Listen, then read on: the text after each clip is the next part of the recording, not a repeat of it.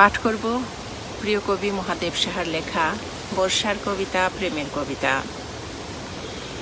বৃষ্টির কথা থাক, বিরহের কথা বলি, শোনাই দুজনে বিদ্যাপতির বিষণ্ণ পদাবলী।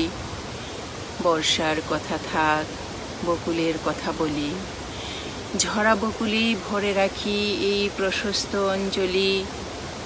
আকাশের কথা থাক, হৃদয়ের কথা শুনি, যদিও বিরহ তবু মিলনের স্বপ্ন জালি বুনি।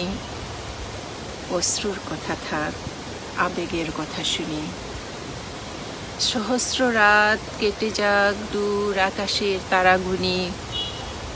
গরিমার কথা থাক, বিনয়ের পাঠ ধরে, কলহের কোনো কাজ নেই, কিছু করুণার গান করি। বিদ্যার কথা থাক, প্রেমের কবিতা পড়ি, চারিদিকে এই জলধারা তবু সৃষ্টির দ্বীপ গড়ি।